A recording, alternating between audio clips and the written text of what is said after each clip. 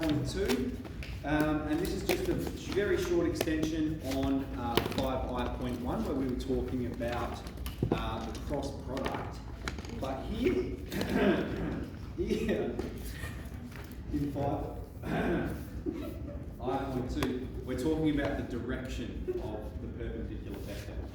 Okay, so if we have, part A says vector V cross U, all right, we have to use the right-hand rule to determine the direction of the vector. So maybe you've done some of this in physics. We're doing from vector V to U, all right? You can think about it like that. I want my hand, okay, and I'm going to move these two. I'm going from vector U to vector U, from vector V to vector U, and the direction I have is the direction my thumb is pointing. So vector V cross U will go into the board. All right? So that's the answer for part A, into the board. And then vector V, which is U cross V. All right? So now I'm starting at U. If I move to V, the only way that can happen is if my thumb is pointing out of the board.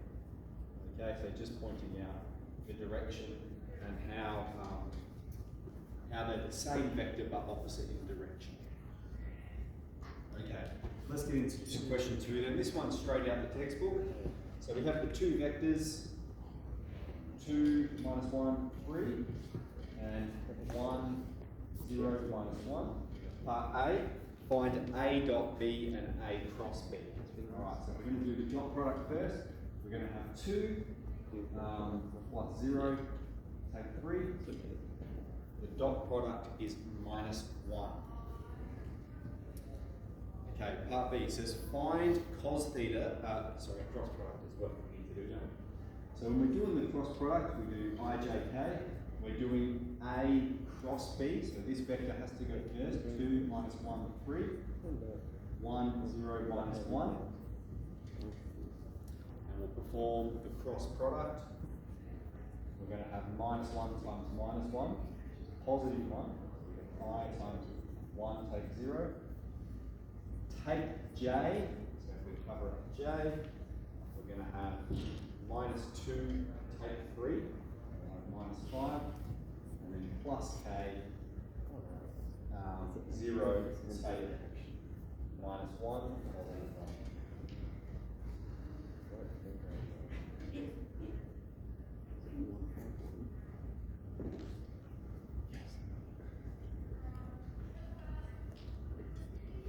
so this is the vector that results, A cross B.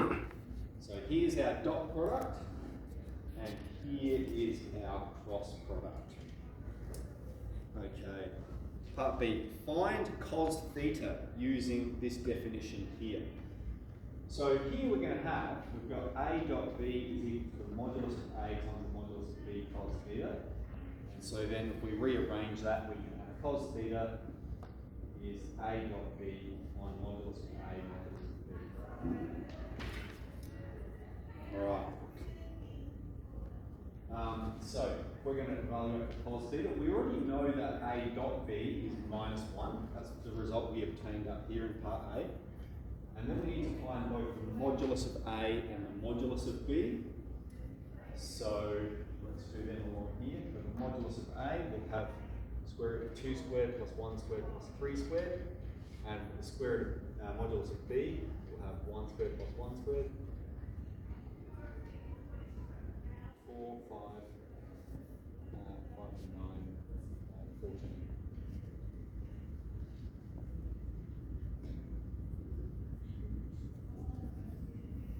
Okay, so we've got a value for cos theta. Part C. Find sine theta using the Pythagorean identity. Alright, so this goes back to sort of some stuff that we're doing in, I suppose, year 11 methods, maybe some year 10 extension as well. This is the Pythagorean identity, and we can evaluate sine theta given this is the cos theta value. I'm going to substitute this in here, and then we're going to solve for sine theta.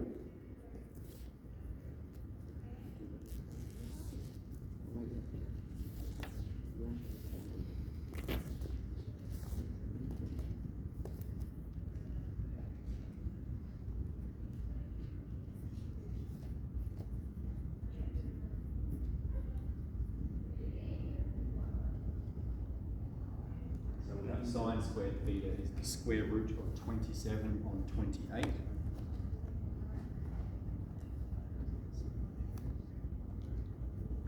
Okay. Sorry, that's sine squared theta. That's again sine theta. Just to clarify, is root 27 on 28. That's all okay? Excellent. So then on to part D. Now we're using this new formula that they've introduced to you. My booklet's falling apart. So it is over here, and here's the proof of it.